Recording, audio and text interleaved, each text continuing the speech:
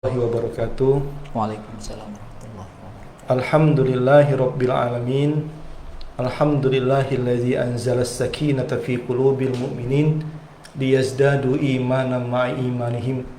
Asyhadu an la ilaha illallah wahdahu la syarikalah wa asyhadu anna Muhammadan abduhu wa rasuluh. Allahumma shalli wa sallim wa barik ala sayyidina wa maulana Muhammad wa ala alihi wa sahbihi wa barik wa sallim ajmain. Fa ya ibadallah, usikum wa nafsi bitaqwallah faqad fazal muttaqun. Ding sana yang dirahmati oleh Allah, jamaah yang dirahmati oleh Allah. Alhamdulillah, malam hari ini kita dipertemukan oleh Allah kembali dalam acara Pian Betakun Ulun Menjawab. Mudah-mudahan kita semuanya dalam kebaikan-kebaikan yang diberikan oleh Allah, dalam keberkahan-keberkahan, serta diberikan kesehatan lahir batin oleh Allah Subhanahu wa taala. Salawat serta salam tercurah kepada panutan kita baginda Rasulullah sallallahu alaihi wasallam.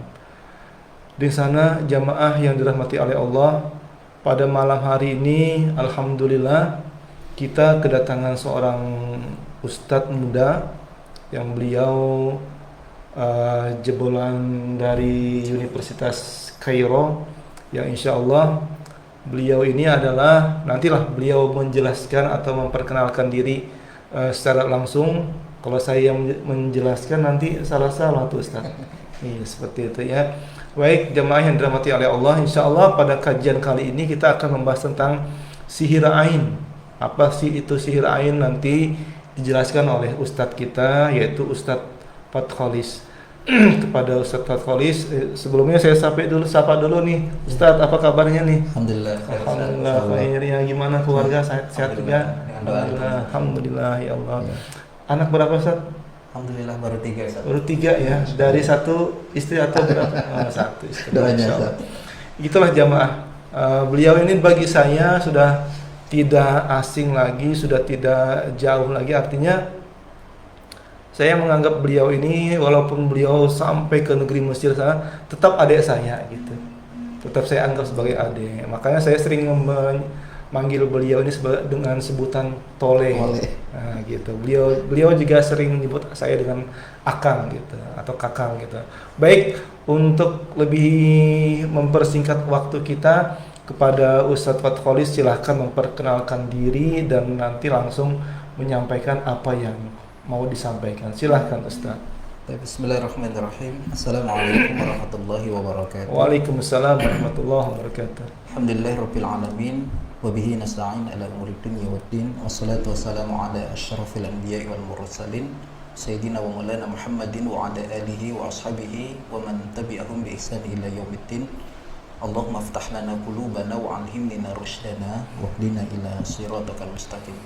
Allahumma aftah lana qulubana wa alhimna rushdana wahdina ila siratal mustaqim. Ikhwatal iman, para pemirsa ya, empat batakun yang dimuliakan dan dirahmati Allah Subhanahu wa taala. Al-awwal, yang pertama dan yang utama, ya tak lupa mari kita selalu senantiasa memanjatkan rasa syukur kita kehadirat Allah Subhanahu wa taala atas segala limpahan nikmat dan karunia yang Allah Subhanahu wa taala berikan kepada kita, terkhusus nikmat ya iman Islam kita, nikmat kesehatan, umur, waktu dan kesempatan yang Allah Subhanahu wa taala masih berikan kepada kita sampai dengan detik ini untuk kita melakukan amal kebaikan. Khairun nas anfa'uhum linnas.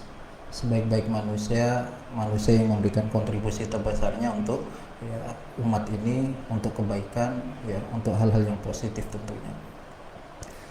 Salawat serta salam mari kita sampaikan juga kepada guru, murabi serta uswah hasanah kita, Nabiullah Muhammad sallallahu alaihi wasallam, yang mudah-mudahan kelak kita termasuk umat yang akan dibanggakan, umat yang akan berdiri di belakang Rasulullah sallallahu alaihi wasallam. Amin ya Allah. Diakui sebagai umat beliau, dapat minum di telaga Kautsar beliau. Amin ya Allah. Kemudian masuk ke dalam surganya Allah Subhanahu wa taala, tentu salah satunya dengan syafaatnya Rasulullah Muhammad sallallahu alaihi wasallam. Amin ya rabbal alamin. Khotal iman di sana yang dimuliakan dan dirahmati Allah Subhanahu wa taala. Alhamdulillah, ini merupakan kesempatan perdana yang saya rasa ya, jarang dan istimewa sekali bagi saya untuk bisa bersilaturahim ke guru saya, kakak saya ya sekaligus ini Ustadz saya ini tadi beliau sudah menyampaikan kita ini sebenarnya berkenalan bukan setahun 2 tahun tapi sudah cukup lama sekali ya, sehingga sudah seperti kakak beradik, sudah seperti sahabat yang alhamdulillah malam hari ini dipertemukan oleh Allah Subhanahu wa taala dalam balutan ukhuwah yang luar biasa sekali gitu ya, yang hangat kita bisa bercengkrama di ruangan ini, yang mudah-mudahan bukan hanya di dunia ikatan ukhuwah ini tetapi juga Allah pertemukan kembali di akhirat insyaallah. Amin ya rabbal alamin. Pemirsa yang dimuliakan dan dirahmati Allah Subhanahu wa taala, tadi beliau meminta saya untuk memperkenalkan diri gitu ya. Meskipun ya beliau dengan saya ini sudah cukup sangat kenal, tapi barangkali ada di antara pemirsa yang ya, belum mengetahui atau barangkali belum pernah mendengar saya ya. Secara singkat nama ya, kalau orang memanggilnya dengan Ustadz Kholis gitu ya, tapi nama lengkapnya Fat Kholis. Kalau orang Arab itu manggil biasanya Fatah gitu ya, karena Fat Kholis gitu kan, dipanggilnya di kata depannya Fatah gitu kan ya. Alhamdulillah aktivitas sehari-hari mengelola salah satu pondok tahfidz Quran yang ada di Samarinda, yaitu Baitul Hufat, ada di Sambutan Pelita 2 ya, Gang Haji Hussein 3 ya. Di sana ya setiap hari kantor saya dan aktivitas sehari-hari saya. Nanti barangkali ada yang berkenan untuk singgah silaturahim ya, welcome ya, sangat terbuka sekali, ahlan kepada para pemirsa sekalian ya, insyaallah ya. Kemudian aktivitas sehari-hari lainnya juga ya, mengisi di beberapa tempat untuk aktivitas pengajian dan lain sebagainya ya. Mohon doanya mudah-mudahan selalu diberikan kesehatan dan keistiqomahan dalam berkhidmah kepada umat ini insyaallah. Pemirsa yang dimuliakan dan dirahmati Allah Subhanahu wa taala ya, mungkin langsung saja sebagaimana yang sudah tersebar di media sosial beberapa waktu ini terkait dengan tema dan pembahasan kita pada malam hari ini berkaitan dengan sihir ain ya. Karena sungguhnya kita hidup di alam fana ini bukan hanya sekedar dalam dunia hakon yang dimana kita berinteraksi dengan manusia pada umumnya ya. Kita ini berinteraksi dengan ya makhluk yang barangkali tidak terlihat oleh mata kita juga gitu ya, Guru Yudi ini ya. Bagi kita yang ruqyah, yang biasa melakukan ruqyah, ini kita memahami bahwa sungguhnya alam gaib itu alam yang hakon ya. Makanya ada satu sunnah yang diajarkan oleh Rasul kita Muhammad SAW ya, di saat kita hendak tidur maka membaca 6 surah yang ada di dalam Al-Quran ya, surah Al-Fatihah ya, ayat kursi, akhir surah Al-Baqarah, lillahi ma fis samawati wa ma fil ard, Al-Ikhlas, Al-Falaq, An-Nas, meniupkan di tangan dan di tubuh gitu. Ini satu contoh kecil. Atau barangkali di saat memasuki waktu maghrib, kemudian kita diperintahkan oleh Rasul Sallallahu Alaihi Wasallam untuk memasukkan anak kita, menutup pintu, jendela, ya, bejana makan minum kita dengan membaca Bismillahirrahmanirrahim, la ilaha illahu. Melepas pakaian kita hendak mandi berhubungan badan dengan membaca Bismillahirrahmanirrahim, la ilaha illahu. Ustaz, tadi dijelaskan ketika maghrib memasukkan anak-anak kita, terus menutup pintu rumah kita. Kenapa tuh Ustaz? Ya. Karena di dalam hadis yang pernah saya baca bahwa sungguhnya di saat dan di waktu-waktu itu ya, setan, jin itu berkeliaran ke sana kemari. Jin yang lemah, yang kuat itu menyakiti, mendolimi jin yang lemah. Sehingga jin-jin yang lemah itu masuk ke dalam rumah-rumah yang barangkali tidak dibacakan ya, salah satu zikir yang diajarkan oleh Rasulullah SAW ke rumah kita, barangkali bersembunyi di kamar kita, atau di rumah kita barangkali terbiasa kotor, ada sampah, ya itu memang makanan mereka dan sebenarnya mereka bersembunyi di sana. Makanya Rasulullah SAW mengajarkan tadi Bismillahirrahmanirrahim. Atau kita yang terbiasa meruqyah juga dianjurkan dan disunahkan oleh Rasulullah SAW membaca surat Al-Baqarah di rumah kita setiap harinya gitu kan. Atau paling tidak kalau tidak sanggup karena surah Al-Baqarah begitu panjang 286 ayat, ya kita diperintahkan dan disunahkan untuk membaca ya inti dari surah Al-Baqarah yaitu ayat kursi setiap harinya di dalam aktivitas dan kehidupan kita. Nah, ini satu contoh bahwa sungguhnya kita ini berdampingan bukan hanya dengan dunia nyata yang kita bisa lihat face to face, berhadapan langsung, bertatap muka, berdialog seperti saya dengan Guru Yudi, bisa melihat wujudnya, bisa berbicara secara langsung, tapi kita juga berinteraksi dengan dunia yang kita tidak bisa lihat. Kelebihan dan keuntungan mereka, para jin, setan itu mereka bisa melihat kita, mereka bisa menggoda dan mengganggu kita, masuk ke setiap darah nadi kita dan seterusnya, syaraf kita dan seterusnya, sementara kita tidak bisa melihat mereka. Ya, nah itu, maka tadi dikatakan oleh Rasulullah SAW, kita ini berinteraksi dengan alam-alam yang terkadang memang kita tidak lihat, sehingga perlu bagi kita mengamalkan apa-apa yang disampaikan oleh Rasul kita di dalam sunnah-sunnah. Nah, pemirsa yang dimuliakan dan dirahmati Allah Subhanahu wa taala, malam hari ini kita akan mengupas tentang sihir ain. Apa itu sihir ain? Ini sesuatu yang di dalam hadis Rasulullah SAW disampaikan oleh Ibunda Aisyah, an Aisyah qalat qala Rasulullah sallallahu alaihi wasallam, ista'inu billahi fa innal ain haqqan. Ya. Berlindunglah kepada Allah Subhanahu wa taala, kata Aisyah, kata Rasulullah SAW ketika menyampaikan kepada Aisyah, karena sungguhnya al-ain haqqan, kata Rasulullah SAW. Ain itu hak, ya, benar. Suatu yang benar adanya, dan bahkan Rasulullah SAW pun di dalam beberapa riwayat itu meminta kepada para sahabat untuk meruqyah karena ain, ya. Ini kalau dalam penyakit ya medis, kita sering menemukan penyakit medis kadang bisa dianalisa, didiagnosa, terkadang tidak. Kebanyakan bisa dianalisa dan didiagnosa. Makanya dokter spesialis itu di zaman sekarang ini banyak sekali kita temukan. Ya. Tetapi orang sering terlewatkan, bahkan terkadang orang ini ya mengabaikan yang ain ini, merasa itu sesuatu yang tidak terlihat, sesuatu yang barangkali tidak wujud, ya, dan sering diabaikan. Padahal ain ini sesuatu yang kata Rasulullah SAW, fa innahu ain haqqun. Ya, sungguhnya penyakit ain itu adalah sesuatu yang hak, ya, yang benar. Makanya saya mengutip di salah satu perkataan para ulama, itu seorang Syekh Abdurrahman bin Hasan, itu dalam kitab beliau mengatakan, ya, isobatul ain ya ghairuhu bi ainihi, kata beliau seperti itu, ya. Dampak pengaruh ain itu adalah ya mempengaruhi ya orang yang dipandang atau yang dilihat gitu. Ain itu dari pandangan mata. Dari pandangan mata. Awalnya dari pandangan mata gitu. Namanya juga ain, ya. Bahasa Arab mata itu kan al-ain, ya. Dua mata itu ain. Ya, jadi dari pandangan mata. Kenapa itu bisa terjadi? Dan ain itu cenderung kepada pandangan yang buruk, yang negatif gitu. Ya, misalkan mohon maaf, ya, saya melihat ya guru Yudi, ya, beliau punya satu kelebihan, misalkan kelebihan beliau itu barangkali ya secara finansial beliau lebih tampan dan seterusnya. Kemudian saya hasad gitu ya. Dari dulu banyak yang bilang gitu, Ustaz. Ya, alhamdulillah ya. 11-12 kalau gitu ya. Ya. Jadi saya hasad gitu dengan ketampanan beliau, kelebihan finansial yang Allah Subhanahu wa taala berikan.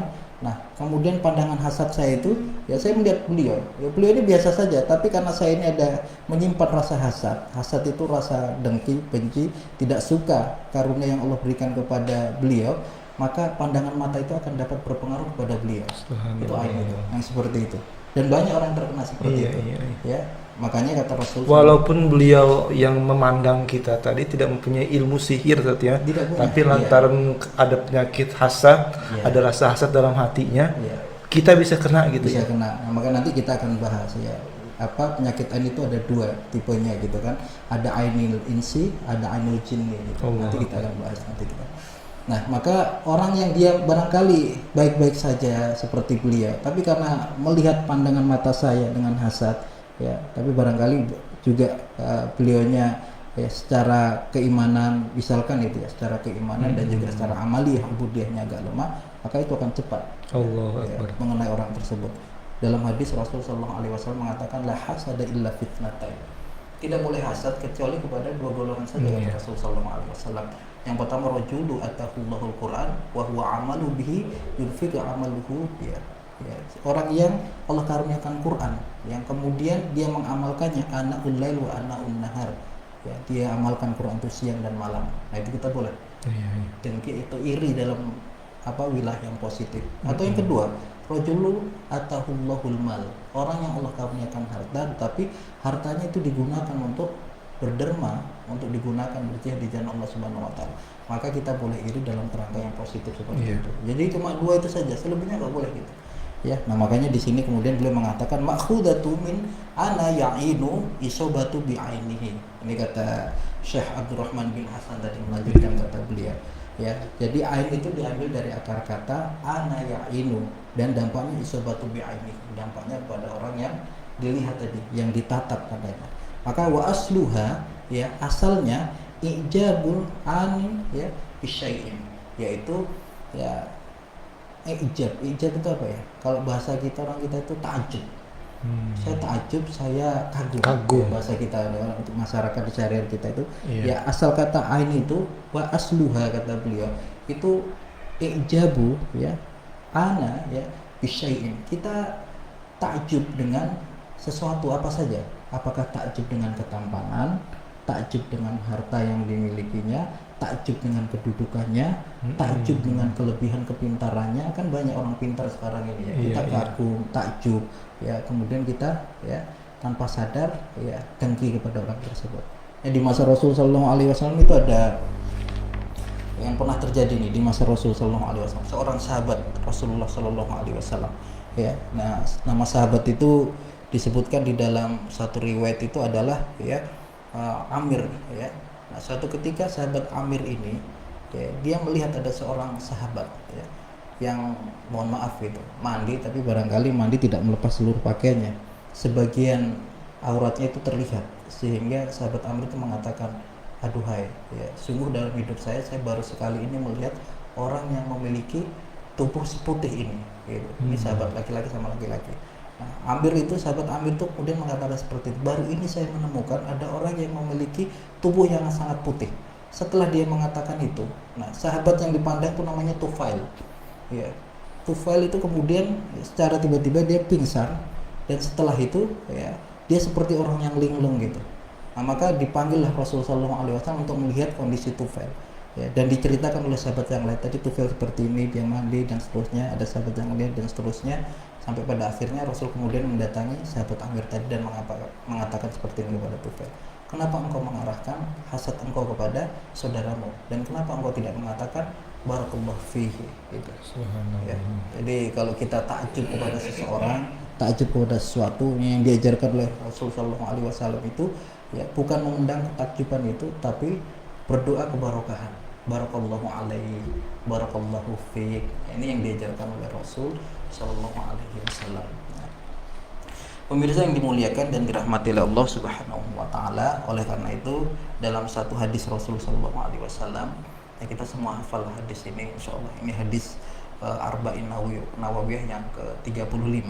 Dalam hadis Rasul mengatakan, an Abi Hurairah radhiyallahu anhu qala Rasulullah sallallahu alaihi wasallam ya, la tahasadu wa la tajassasu wa la tabaghadu ya, kemudian wala tadabaru ya, jangan kalian saling hasad ya, jangan kalian saling ya memusuhi, jangan kalian saling membenci, kata Rasul sallallahu alaihi wasallam, jangan saling membelakangi.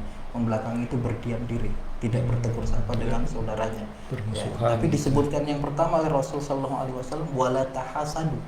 Nah, kenapa disebutkan yang pertama? Karena hasad itu adalah ya sumber utama dari penyakit ain. Ini yang disebutkan oleh Rasul sallallahu alaihi wasallam, sumber utama dari penyakit ain ya. Oleh karena itu ya Rasul sallallahu alaihi wasallam melarang ini, wala tahasadu ya. Nah, kemudian pemirsa yang dimuliakan dan dirahmati oleh Allah Subhanahu wa taala ya. Nah, ain ini dibagi menjadi dua. Tadi sudah kita singgung di awal ya. Maka disebutkan di sini aqsamul ain. Ya, pembagian daripada ain itu ada dua. Ada al-ainul insi dan al-ainul jin gitu ya. Ya, ain insi itu ain yang datangnya dari pandangan mata. Tadi sudah kita sampaikan di awal ya. Itu ain yang datangnya dari pandangan mata. Seperti seorang sahabat tadi, antara Amir dan Tufail tadi, yaitu karena pandangan mata. Ya, kemudian yang kedua, al-ainul jin, yang ain yang memang dipengaruhi karena faktor ya, tipu daya syaitan, jin, atau barangkali gangguan jin. Nah, ini biasa kalau guru Yudi biasa meruqyah ini. Nah, itu juga ada kalanya memang penyakit ain juga, gangguan jin.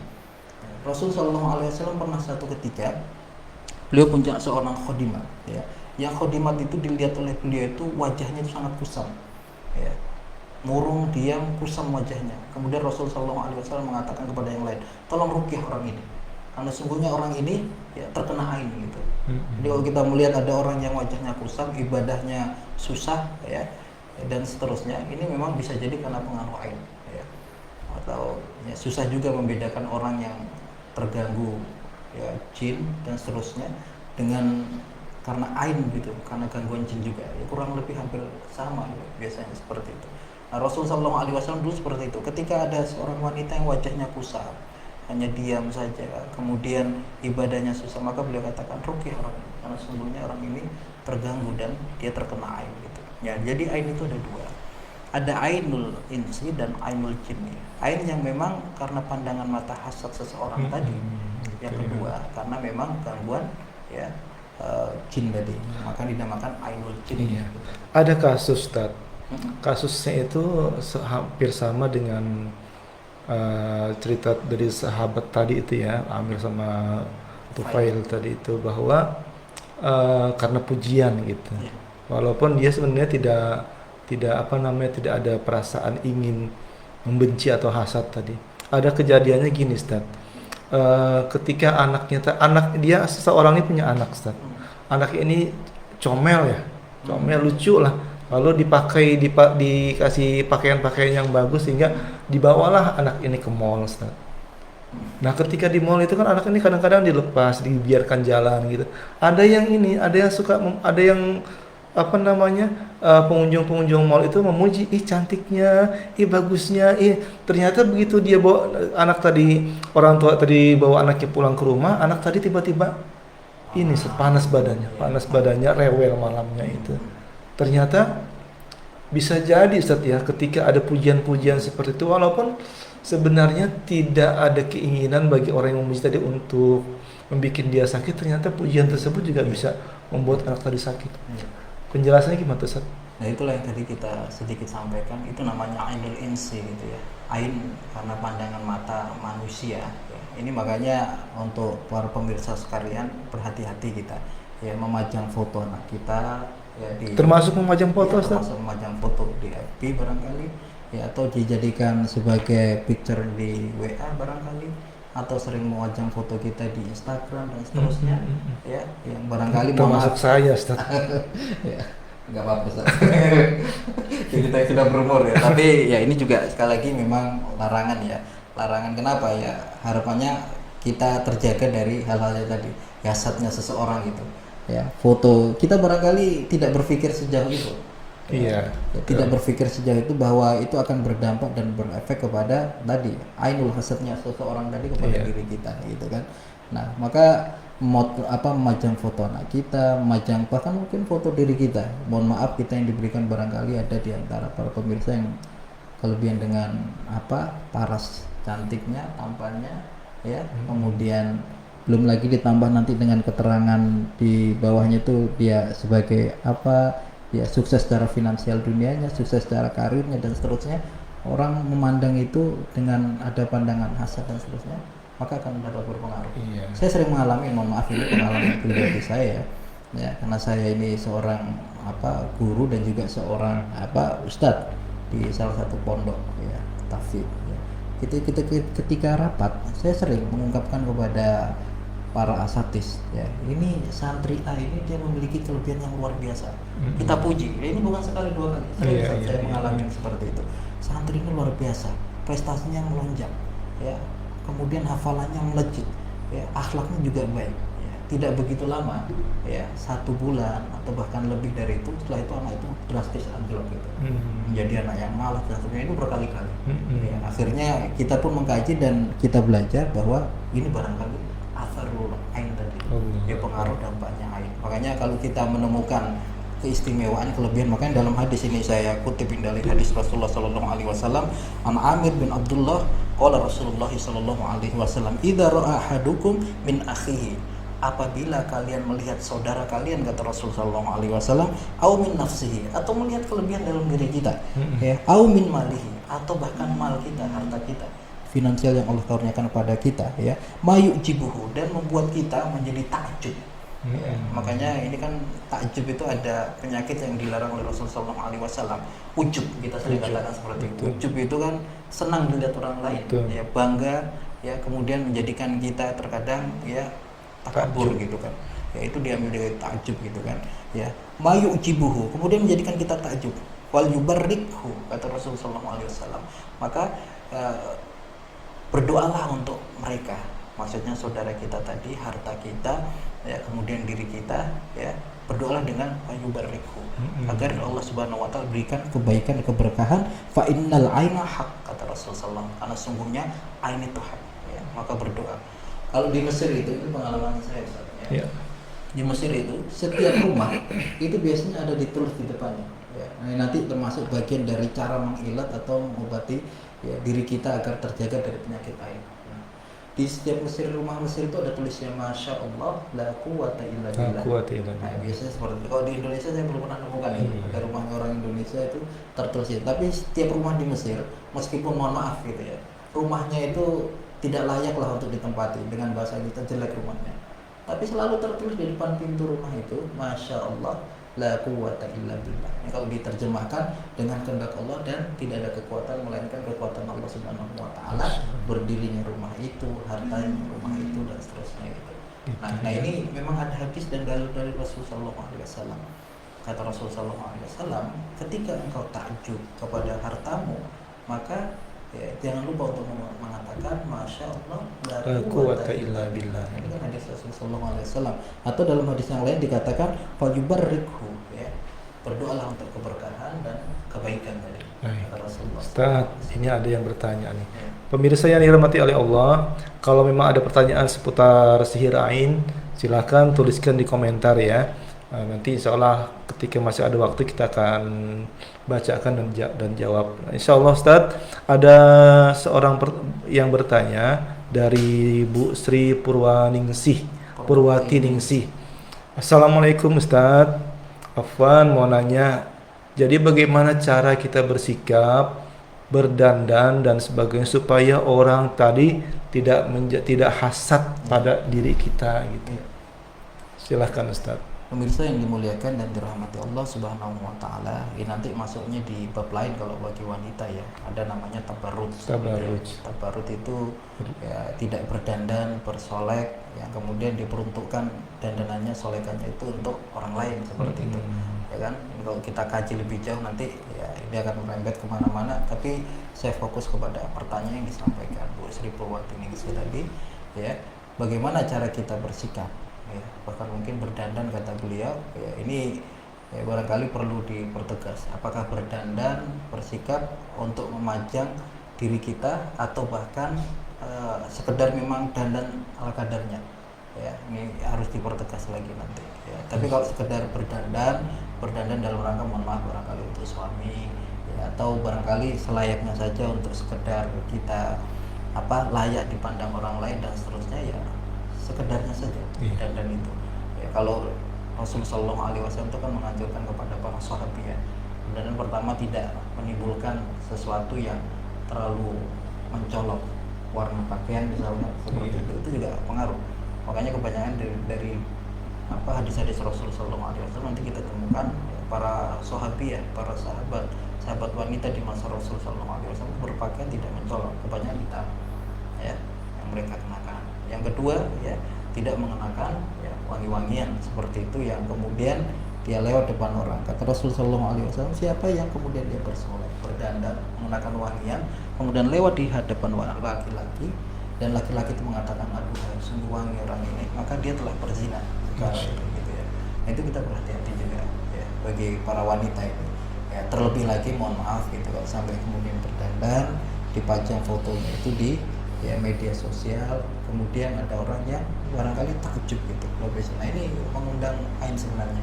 Ain ini jangan disepelekan, ya. Saya belum membahas tentang dampak pengaruhnya ain, tapi saya singgung sedikit dampak pengaruh ain itu. Sepertinya itu bisa 2 episode nanti Ustaz. Bisa nanti kita ini ya, coba kita urai sedikit-sedikit gitu ya. Jadi dampak pengaruh yang barangkali sangat terasa itu terkait dengan ubudiyah kita, ketaatan dan ibadah kita kepada Allah Subhanahu wa taala. Orang yang terkena ain itu biasanya dia malas baca Quran. Yang terkena ain itu sholatnya bisa jadi malas, mengulur-ngulur waktu sholat. Ya, kita evaluasi saja. Dulu saya rajin sholat, ketika terdengar azan segera bangkit.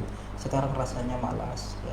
Dulu ketika mendengar bacaan Quran kita itu bersemangat, tapi sekarang kenapa tiba-tiba menjadi malas gitu kan? Nah ini patut dikhawatirkan. Ada 2 kemungkinan, bisa jadi ainul jinni tadi, gangguan jin, atau ainul hasadnya manusia, ainul insi tadi, pandangan hasadnya manusia. Nah, makanya jangan disepelekan ini ya. Nah, tadi berkaitan dengan pertanyaan Purwan ini sih. Maka berdandan, bersikap yang ya, biasa saja, berpakaian tidak mencolok, menarik perhatian orang, tidak menggunakan wangi-wangian yang barangkali akan menjadikan, tadi kata Rasulullah SAW, menjadi apa namanya, zina mata orang lain kepada kita. Ya itu tadi ya. Jadi kata Rasulullah SAW, fa innahul ainul haq, kata Rasulullah SAW, ain itu benar adanya, jadi jangan disepelekan ya. Dari mana asalnya? Dari pandangan mata ya, dari orang-orang yang tidak menyukai kepada diri kita ya. Kemudian ikhwatal iman rahimani wa rahimakumullah ya. Lalu ya, ketika kita berbicara kaifa idza ta'ajjubi bisyai'in ya, dalam kitab para ulama itu dikatakan bagaimana kalau kita seandainya ya, ini satu yang normatif lah, kalau kita lihat orang tampan, orang cantik, orang yang hartanya banyak, orang yang pintar ya, atau orang yang tampan, pintar, sukses karirnya, itu pasti kita ya nggak bisa lah kemudian kita berdiam diri dengan mengatakan ya udahlah itu urusan orang lain, itu nggak bisa. Apalagi kalau dia orang yang dekat dan kenal dengan baik dengan kita, pasti kita itu akan ya mengatakan, minimal dalam hati kita akan mengatakan, Masya Allah, orang ini kok diberikan keistimewaan seperti ini, sementara saya ini banyak sekali kurangnya. Kan seperti itu sering kita, terkadang kita ini banyak seuzonnya dengan Allah Subhanahu wa Ta'ala ketimbang husnuzonnya, kan seperti itu ya. Makanya dalam hadis qudsi Allah Subhanahu wa Ta'ala itu kan mengatakan ya, ana indadzani abdi bi, sungguhnya aku itu kan mengikuti prasangka hambaku. Atau dalam hadis yang lainnya, hadis qudsi, Allah Subhanahu wa Ta'ala kan menegaskan seperti ini ya, ya ibadi inni haramtu zulman ala nafsi wa ja'altukum bainakum muharraman fala tadzalamu. Ya ibadi ya, innakum dhalun ya, illa man hadaituhu fastahduni ahdikum. Ya ibadi kullukum ja'ayun illa man at'amtuhu fastut'imuni ut'imukum. Ya ibadi kullukum arim illa man kasautuhu fastaksuni aksikum. Wahai hambaku, kata Allah Subhanahu wa Ta'ala, sungguhnya ya, aku mengharamkan kezaliman atas diriku, maka aku pun mengharamkan kezaliman atas kalian. Wala tadzalam, jangan kalian saling menzalimi.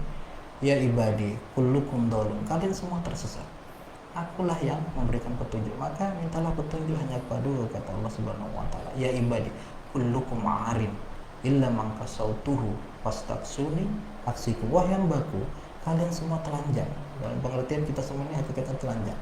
Allah lah yang memberikan pikiran rasa malu, syarat malu kita, kemudian kita berpakaian. Aku yang memberikan pakaian, maka mintalah pakaian kepadaku. Ya ibadi kullukum ja'iyun illa man at'amtuhu fastut'imuni ut'imukum. Wahai hambaku, sungguhnya ya, kalian semua lapar, aku yang memberikan makan, maka mintalah makan kepadaku. Nah, klimaksnya kemudian Allah mengatakan seperti ini. Ya ibadi kullukum tukhti'una bil-lail wan nahar wa ana aghfiru dzunuba jami'a fastaghfiruni aghfir lakum. Wahai hambaku, sungguhnya ya, kalian semua melakukan kesalahan, kekhilafan, dosa siang dan malam ya, aku yang mengampuni semua dosa kalian, maka mintalah ampun hanya kepadaku, kata Allah Subhanahu wa Ta'ala. Ini gambaran ya, bahwa Allah itu tidak pernah membiarkan hamba-hambanya, tapi kita ini paling sering sekali ya, seuzon dengan Allah Subhanahu wa Ta'ala ya. Kita melihat kelebihan orang lain, kemudian melihat kelemahan kita, kita kemudian mengatakan Allah ini nggak adil. Ini kan bentuk kita ini seuzon dan berpikir negatif pada Allah Subhanahu wa Ta'ala. Padahal Allah mengatakan, aku itu mengikuti prasangka hambaku. Nah, ini sebenarnya memunculkan ain buruknya orang lain kepada kita, hasadnya orang lain. Nah, makanya kaifa idza ta'ajjubu bisyai'in, ini kata para ulama di sini dalam kitab ini. Lalu bagaimana kalau kita merasa takjub dengan sesuatu, sehingga sesuatu itu ya, yang kita takjub itu menjadi hal yang normatif saja dan tidak akan berpengaruh kepada ain ya, ain yang muncul dari diri kita dan berpengaruh kepada orang yang kita pandang tadi. Nah, ini kata para ulama, tadi sudah kita singgung, tapi ini lebih jelasnya lagi kemudian dikatakan seperti maka dakwatul ya, maka doakan. Bagaimana cara doanya? Ada beberapa yang diajarkan oleh Rasulullah SAW ya, seperti tadi sudah kita singgung, barakallahu fiik ya, misalkan, atau barakallahu alaihi ya, atau dalam hadis yang lainnya Allah Subhanahu wa Ta'ala, apa Rasulullah SAW menyampaikan Allahumma barik alaihi ya, ini kan diajarkan oleh Rasul sallallahu alaihi wasallam ya. Atau yang tadi Masya Allah la quwata illa billah, itu untuk benda. Tapi kalau untuk orang barakallahu fi ya, barakallahu Allahumma barik alaihi. Itu untuk manusia. Kalau untuk benda, masya Allah, la quwata illa billah. Lihat mobilnya orang bagus, masya Masya Allah, Allah, la la quwata quwata illa illa billah. Lihat rumah orang bagus, masya Allah, untuk la untuk quwata illa untuk billah. orang Barakallahu barakallah. fi gitu, barakallahu alaihi. Iya, Nah ini untuk orang dan untuk benda beda, karena hasad itu bisa mengenai benda juga bisa ternyata. ya. Ya, bukan hanya mengenai orang, mengenai benda juga bisa. Ini yang diajarkan ya para ulama-ulama Betul kita Ustaz. kepada Jadi kita. saya jadi teringat kita ketika seseorang tadi mempunyai sebutlah kendaraan gitu ya. Lalu ada orang yang memuji. Tidak lama kemudian beliau mengalami kecelakaan gitu. Ternyata ketika kita memuji tanpa artinya tidak mendoakan mereka, Betul. bisa menjadi bencana bagi orang yang Betul. Iya. dimaksudkan tadi ya. Betul. Nah ini makanya ini yang belum tadi kita bahas juga, tapi kita juga singgung bahwa memang ain itu bukan hanya mengenai kepada person sifatnya. Ya. Saya misalkan dengan guru kita Ustadz Yudiansa, atau saya memandang orang lain karena pandangan hasad saya, bukan hanya seperti itu, tapi kepada benda itu bisa. Mobil, rumah, barangkali HP kita.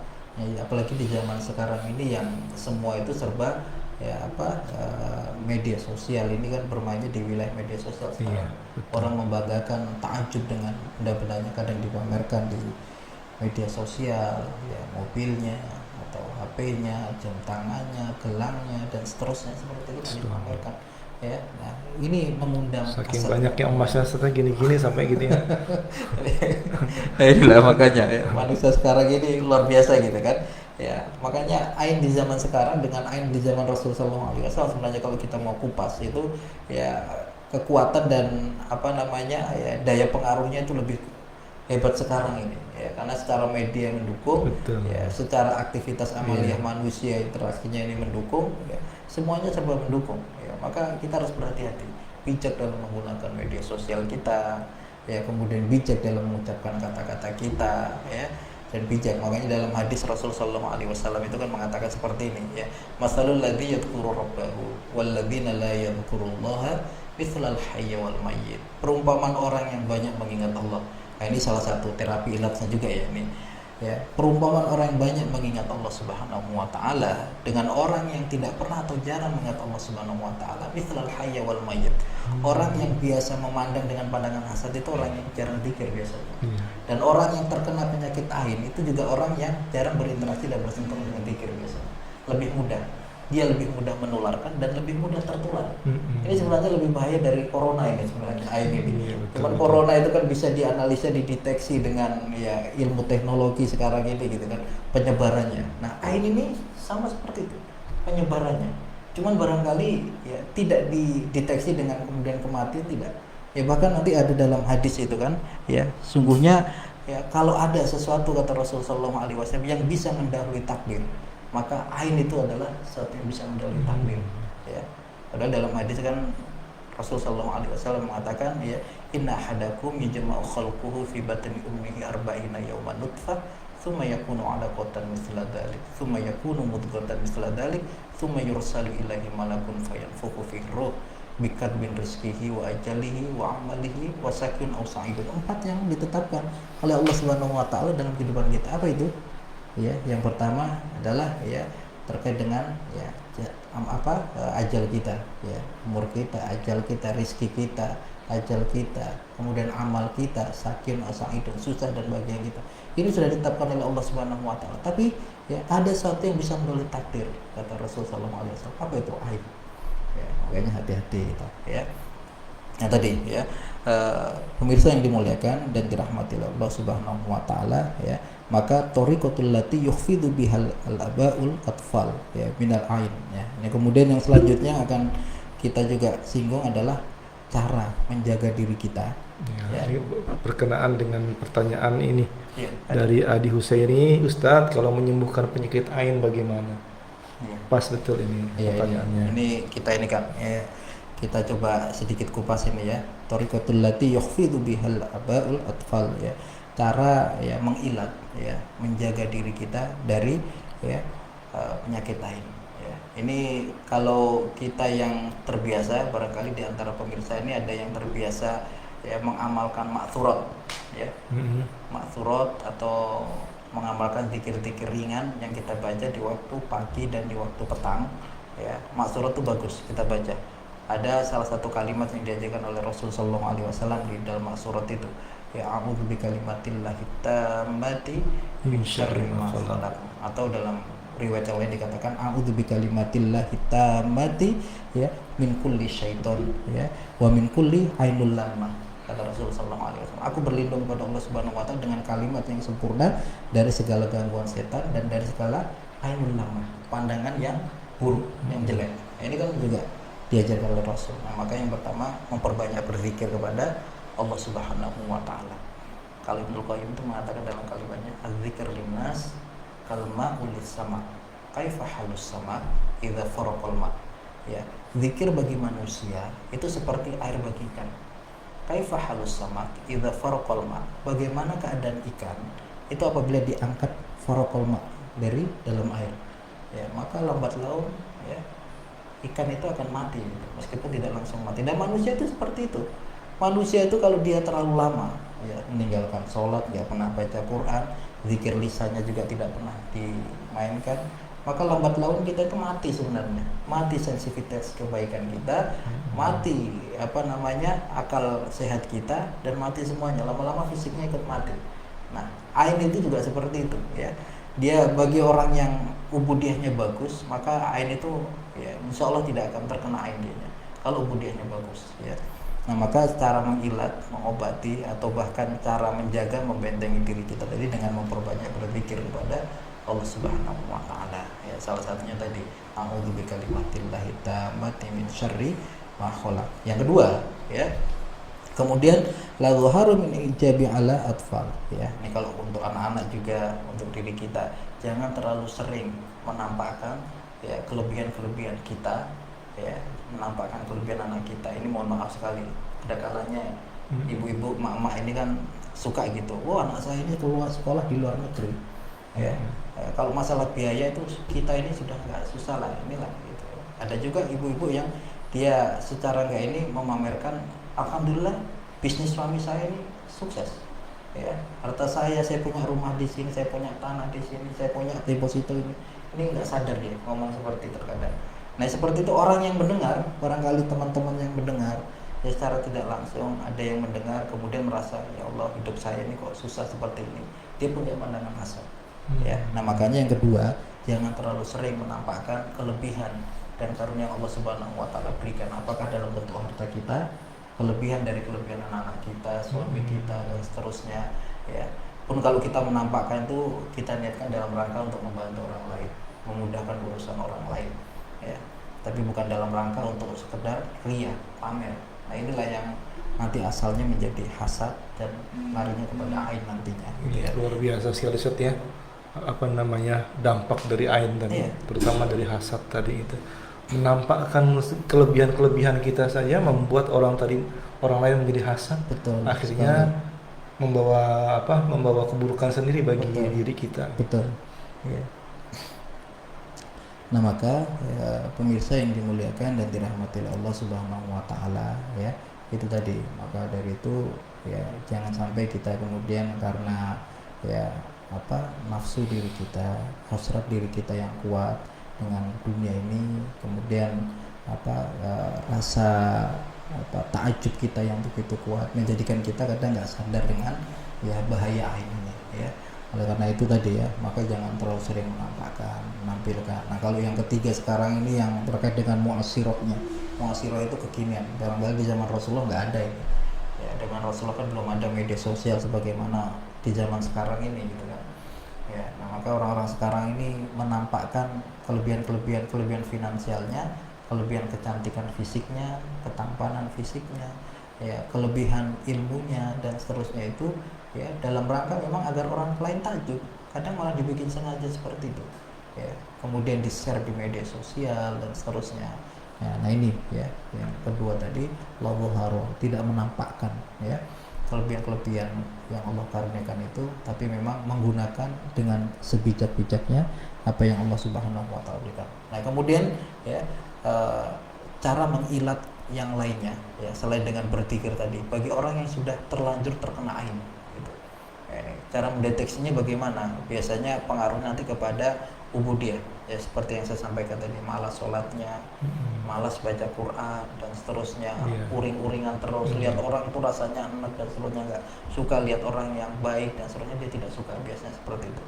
Nah, kalau kita mengetahui orang yang mempengaruhi dia dari pandangan ainul hasadnya tadi, ya misalkan saya memandang dengan hasad guru Yudi gitu, ya guru Yudi tahu bahwa pandangan hasad itu datangnya dari saya, ya maka ini yang barangkali juga harus kita ini ya ketahui cara mengilatnya. Itu tadi saya mandi, ya, mandi dengan menggunakan air yang bersih, ya mandi pada umumnya seperti biasa, menyiramkan air, menggosok punggung, tangan, kepala, kaki, ya bagaimana kita berwudu, kemudian ya berkumur dan menyemburkan air itu di air dan kemudian digosokkan kepada orang yang terkena air itu, ya sebagaimana yang tadi seorang sahabat Amir dan Tufail tadi itu yang diceritakan dalam riwayat, yang kemudian ya si Amir diperintahkan oleh Rasulullah SAW untuk mandi dan menyemburkan air dari mulutnya kemudian masuk dalam air dan digosokkan kepada sahabat Tufail, dan ketika itu dia kemudian kembali menjadi sadar dengan kondisi itu cara ilatnya, itu cara bagi orang yang sudah terkena gitu kan. Kalau kita mengetahui ya pandangan hasad siapa itu, itu yang diajarkan oleh Rasulullah SAW di dalam tuntunan sunnah, ya.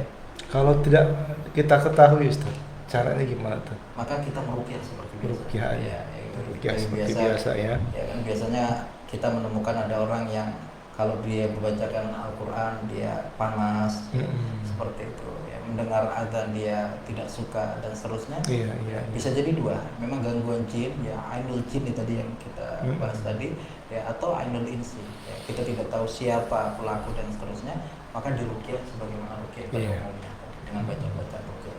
Ya, demikian insyaallah gitu ya. Iya, alhamdulillah.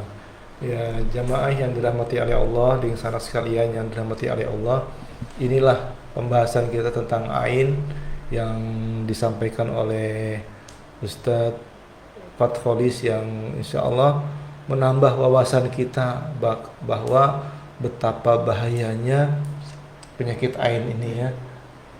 Sampai-sampai Rasulullah menyatakan, Ustadz ya, kalau seandainya ada yang mendahului takdir, Ya, maka itulah ain gitu. Ya Allah, subhanallah. Jadi sangat luar biasa sekali dampak atau efek dari penyakit ain ini kepada diri orang-orang yang dikenakan gitu. Lantaran hasad, lantaran pandangan mata, karena memang ain ini merupakan pandangan mata. Jadi berhati-hatilah kita. Mungkin berpenampilan ataupun mengirim foto ke media sosial, terutama kepada untuk foto anak-anak kita, Ustaz ya. Makanya alhamdulillah saya sering memperhatikan Ustadz Fatholis ini jarang sekali memunculkan foto di media sosial gitu. Kalau seandainya beliau memunculkan foto, biasanya saya sering sweet gitu. Nah, saya ini langsung gitu. Begitu juga dengan foto keluarga, beliau sangat jarang sekali. Kalaupun ada, tapi sangat jarang sekali seperti itu. Nah, Ustadz, ini ada pertanyaan dari Erwin Ewin. Ustadz, adakah media bahan yang bisa kita tambahkan untuk kita meruqyah diri maupun rumah kita selain bacaan yang ma'sur? Iya. Pendengar yang dimuliakan dan dirahmati oleh Allah Subhanahu wa taala, ya, media yang memang disampaikan oleh Rasulullah SAW, ya, sebagai bahan ruqyah jumlahnya cuma dua saja, ya, intinya itu kan, taraktu fikum amrayni lan tadilu ba'di ma tamassaktum kitabullahi wa sunnatir rasul. Aku tinggalkan dua perkara, kalau kalian berpegang teguh kepada keduanya, maka ya lan tadilu ba'di ma tamassaktum. Ya, kalimatnya menggunakan kalimat lan, bukan lagi la gitu ya. Kalau dalam bahasa Arab itu bisa kadang la, kadang lan gitu. Kalau la itu masih mungkin terjadi. Tapi kalau lan, ya lan tadilu ba'di ma tamassaktum. Kalian tidak selama-lamanya tidak akan ya mengalami kesesatan di dunia dan juga di akhirat. Apa itu? Kitabullah wa sunnatir rasul, yaitu Al-Quran dan As-Sunnah. Ya, sumbernya utamanya cuma dua saja. Kalau tidak Al-Quran ya As-Sunnah. Ya, jadi meruqyah itu kalau ada bacaan-bacaan lain daripada Al-Quran dan As-Sunnah itu patut dipertanyakan. Misalkan perkataan guru kita, ya, dia menggunakan kalimat-kalimat yang barangkali ya tidak bisa kita pahami maknanya dan ya kalimat tersebut, maka patut dipertanyakan. Maka sumber ruqyah itu cuma dua saja, ya, yaitu Al-Quran dan As-Sunnah. Ya, ma'thur itu kan artinya sesuatu yang ditinggalkan. Ya, siapa yang meninggalkan? Rasulullah SAW. Bacaan-bacaannya semuanya itu ma'thur dari Rasulullah SAW. Maka jika kita ingin meruqyah, maka dua itu saja. Nah, kalau tidak ada dalam maksurat barangkali karena memang terbatas. Ya, tidak semua yang ada di dalam maksurat itu, ya maksudnya ya kalau kita himpun semua dalil-dalil hadis Rasulullah SAW barangkali ya kita tidak akan sanggup mengamalkannya. Maka yang ada di dalam maksurat itu yang satu yang muhim gitu, yang satu yang sangat penting sekali. Ya, sementara yang lainnya apakah ada? Ya bisa. Tadi saya sudah sebutkan. Contoh Rasulullah SAW itu kan mensunahkan kepada kita kalau kita hendak tidur di malam hari, ya maka membaca yang pertama Al-Fatihah, ya ayat kursi, akhir surah Al-Baqarah, lillahi ma fis samawati wa ma fil ardh, kemudian Al-Ikhlas, Al-Falaq, An-Nas, meniupkan ke tangan dan menggosokkan ke seluruh tubuh. Nah, itu ruqyah diri juga itu sebenarnya, perlindungan diri kita gitu kan, dibaca itu. Kalau di malam hari kita terbiasa nih tidur kemudian bermimpi buruk, atau kata orang Jawa itu kelindihan gitu, terkadang kita susah bernafas, melihat sesuatu. Ya, saya dulu pernah, ini pengalaman pribadi saya. Ketika saya masih kuliah dulu, ya, saya itu pindah. Ya, saya awalnya tinggal di satu daerah namanya Zagozi. Ya, kemudian pindah ke satu daerah Tafana, ini kampung sekali, Ustaz. Oh, ketika waktu di Mesir dulu Ya, itu ya. pindah saya untuk cari ketenangan kan, untuk menghafal dan lain sebagainya. Saya pindah ke satu daerah namanya Tafana. Saya tinggal di satu imaroh. Imaroh itu rumah flat gitu, yang disewakan. Itu yang sudah lama sekali tidak ditinggalin gitu. Ya, masuk pun rasanya sudah seperti apa gitu, saya merasakan gitu kan. Tapi ya karena pertama murah, kedua memang suasananya tenang, maka saya menyewa di situ. Ya, sementara teman yang harusnya satu kamar dengan saya ini masih di Indonesia, belum datang gitu kan. Saya tinggal di sana, satu hari saya bersihkan, besoknya saya tinggali, malam harinya itu ya saya seperti biasa berdoa seperti biasa. Kemudian ya ada merasakan sesuatu yang nggak perlu lah saya sebutkan gitu, yang mengganggu saya malam itu. Saya nggak bisa tidur sekali, ya karena memang rumah itu lama sekali tidak ditempati, informasinya macam-macam dari teman-teman mahasiswa Indonesia yang tinggal di situ. Akhirnya ya saya meruqyah dengan ruqyah tadi yang diajarkan Rasulullah SAW. Iya, betul. Saya bacakan, ya memang rumah itu saya ruqyah juga pertama, besok paginya, kemudian saya pun meruqyah diri sendiri. Alhamdulillah, saya bangun sampai di sebelum subuh itu tidak ada gangguan apapun. Ini bisa diamalkan, ini juga bagian dari ruqyah, ya barangkali kita ini kan, atau barangkali diantara para pemirsa yang mengalami macam-macam di rumahnya, ya yang diajarkan juga oleh Rasulullah SAW, membaca 6 surah tadi, ya kemudian bisa meniupkan ke air, disemprotkan ke rumah-rumah kita. Ini juga ini mungkin Guru Yudi sering mengajarkan ini kepada pemirsa sekalian. Ini bagian dari mungkin dengan daun bidara juga, bidara tambahan yang bisa juga kita itu, ya, sebagai wasilahnya itu, ya. Banyak sih Ustaz yang disunahkan oleh Rasulullah itu, yang diajarkan, salah satunya juga berwangi-wangian. Saya pernah meruqyah orang yang terkena gangguan sihir, dan ketika saya ruqyah saya ciumkan minyak hajar aswad, Ustaz. Minyak hajar aswad atau minyak gaharu, ternyata bangsa jin itu sangat tidak suka dengan wangi-wangian seperti itu gitu. Karena dalam hadis yang menyukai wangi-wangian itu kan malaikat. Itu kan? seperti itu. Tentu apa yang disukai malaikat bertentangan dengan apa yang disukai ya bangsa jin. Saat waktu kita tinggal 7 menit. Ada satu pertanyaan lagi dari Andi Mismawati. Assalamualaikum Ustadz, izin bertanya, jika ruqyah cara untuk mengobati ain, adakah efek samping setelah ruqyah? Misalnya jinnya makin mengganggu dan sebagainya. Mohon penjelasan Ustaz. Ya. Pemirsa yang dimuliakan dan dirahmati oleh Allah Subhanahu wa taala, ya. Sebenarnya ini nanti juga sering disampaikan oleh guru kita, Guru Yudiansa, bahwa ruqyah yang paling efektif itu adalah ruqyah pribadi. Ya. Tilawah bacaan Quran kita, kemudian zikir-zikir kita dan seterusnya ini efektif, ya.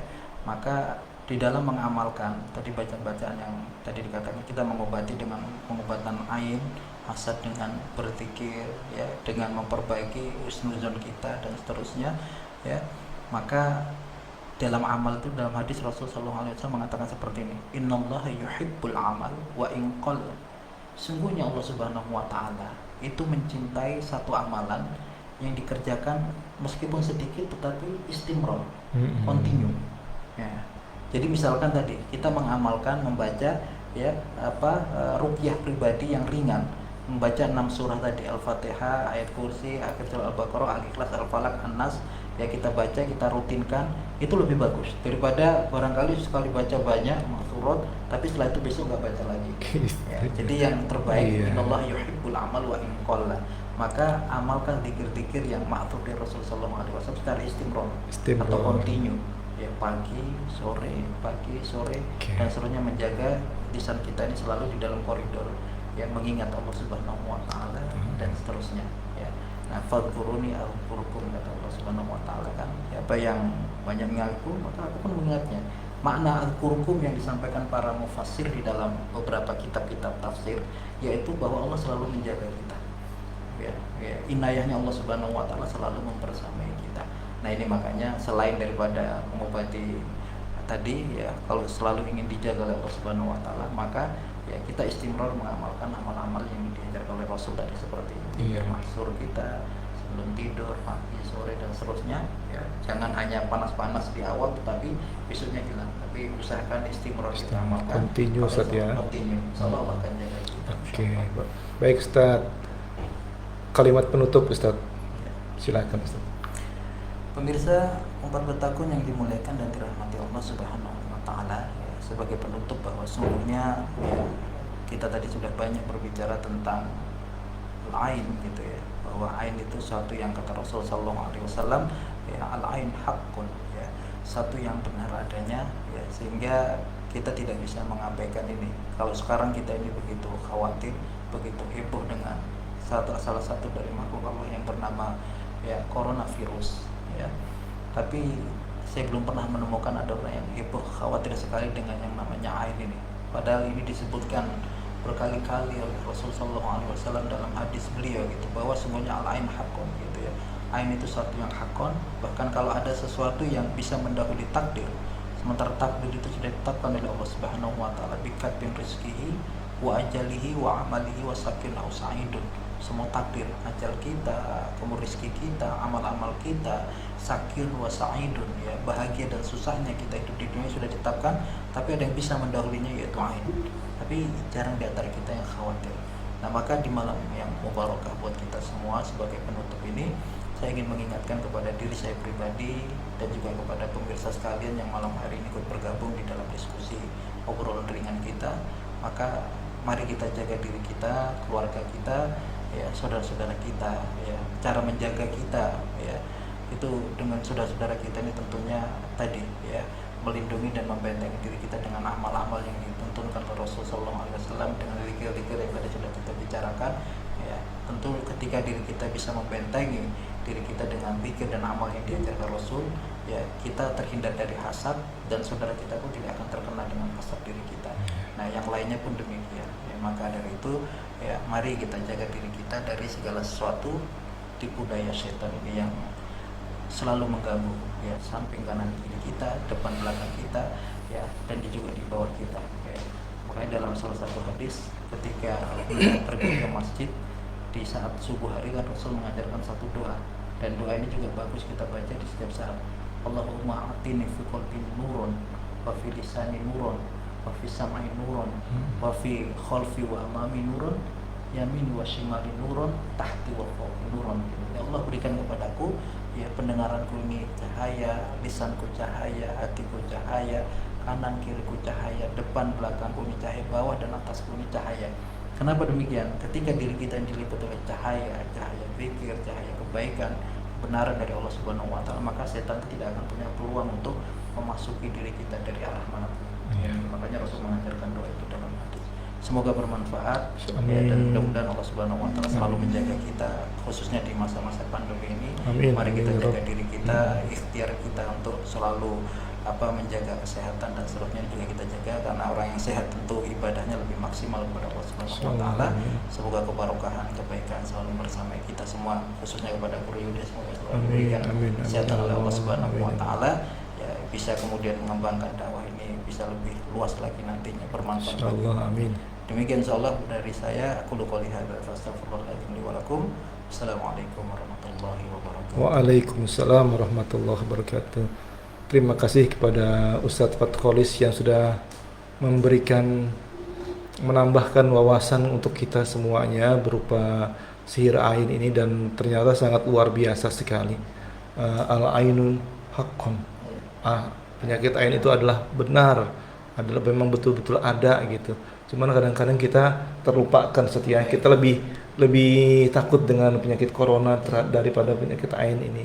Padahal penyakit ain ini sangat luar biasa sekali dampaknya kepada kehidupan kita. Pemirsa yang dirahmati oleh Allah, jamaah yang dirahmati oleh Allah, insya Allah kajian kita pada malam hari ini kita cukupkan sampai di sini. Dan bagi yang sudah bertanya namun belum terjawab, insya Allah nanti jawabannya akan kita berikan melalui kolom komen yang tersedia gitu. Dari saya mohon maaf dalam penyampaian ataupun membawa acara, dan kami berdua juga memohon ampun kepada Allah atas segala kekhilafan yang kita lakukan selama siaran ini. Dan kalaupun ada kebenaran, yakinlah kebenaran itu datang dari Allah Subhanahu wa taala, dan jangan ragu-ragu dalam mengambil kebenaran tersebut. Yang benar datangnya dari Allah, yang salah datangnya dari hamba pribadi, dan hamba mohon ampun kepada Allah. Demikian akhiran, assalamualaikum warahmatullahi wabarakatuh. Terima kasih Ustadz atas waktunya, insyaallah.